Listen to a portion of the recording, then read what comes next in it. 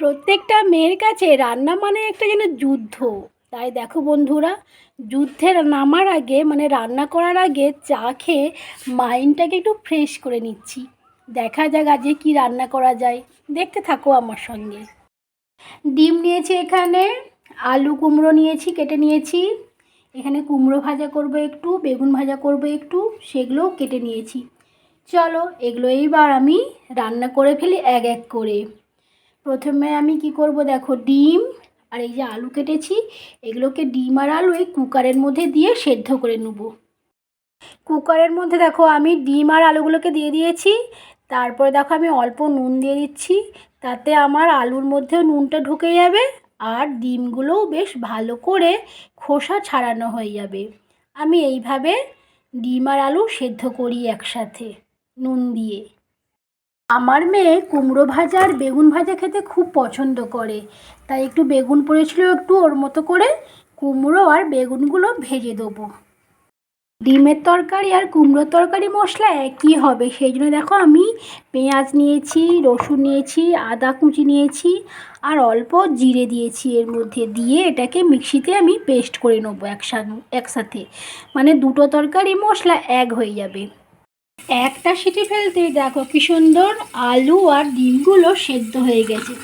দেখেছি যে নুন দিয়েছিলাম না, দেখো এমনিই ছেড়ে যাচ্ছে কি সুন্দর করে। দেখো তোমরা নিজেরাই দেখে নাও, নুন দিয়ে সেদ্ধ করলে দেখো কি সুন্দর ছেড়ে গেল, ডিমটা চট করে হয়ে গেল। দেখো দেখো আমার কুমড়ো আর বেগুনটা ভাজা হয়ে গেছে। এখানে যে আমার ভাজা তেলটা ছিল এর মধ্যেই দেখো আমি একটু পাঁচ ফোড়ন দিচ্ছি, একটা শুকনো লঙ্কা আর দুটো তেজপাতা দিলাম। দিয়ে আমি এবার এই তেলের মধ্যে কুমড়োর তরকারিটা করে নেবো, আগে ভেজে নিই। দিয়ে দিলাম এবার একটু ভাজা হয়ে যাক।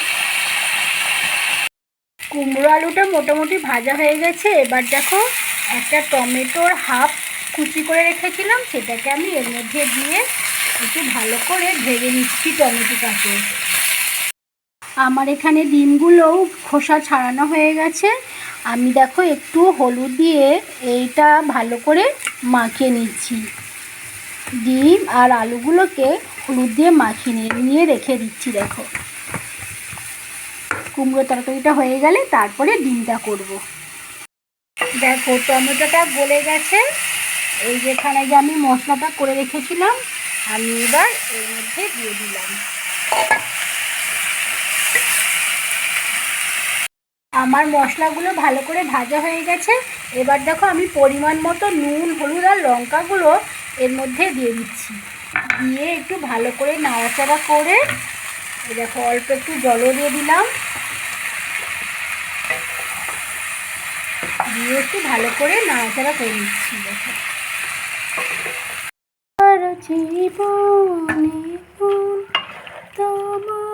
আমার দেখো কুমড়োর তরকারিটা হয়ে গেছে, এবার আমি এটাকে নামিয়ে নেব। দেখো এদিকে আমি কুকারে ভাতটা বসিয়ে দিয়েছি। তারপরে দেখো আমি এই ডিম আর আলুগুলোকে একসাথে ভেজে নিচ্ছি।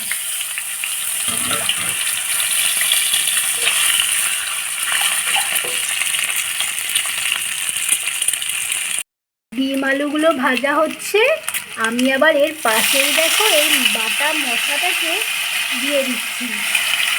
এক সাইডে দিয়ে দিলাম, এটাও একটু ভাজা হয়ে যাক আস্তে আস্তে। আমার রান্না করার টেকনিকটা দেখেছো কি সুন্দর, দেখো আলাদা আলাদা করে আমাকে আর ভাজতে হলো না। দেখো আমার মশলাও ভাজা হয়ে গেল, ডিম আলু সব ভাজা হয়ে গেছে। এবার দেখো আমি এর মধ্যে নুন, লঙ্কা, হলুদ গুঁড়ো পরিমাণ মতো দিয়ে দিচ্ছি।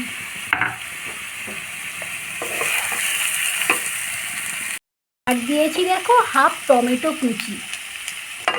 দেখো এটা ভালো করে এবার নাড়াচাড়া করে নিই, দিয়ে এবার পরিমাণ মতো জল দিয়ে দেবো, কারণ ডিম আলু তো অলরেডি সেদ্ধই আছে, আমার তাড়াতাড়ি ডিমের ঝোলটাও হয়ে যাবে। তো বন্ধুরা দেখো আমার আজকের মেনু রেডি। ভাত, কুমড়ো ভাজা, বেগুন ভাজা, কুমড়ো আলুর তরকারি, ডিমের ঝোল, আমের চাটনি আর সাথে আছে টক দই। তো বন্ধুরা আমার ভিডিওটা কেমন লেগেছে প্লিজ কমেন্টস করে জানিও। ধন্যবাদ।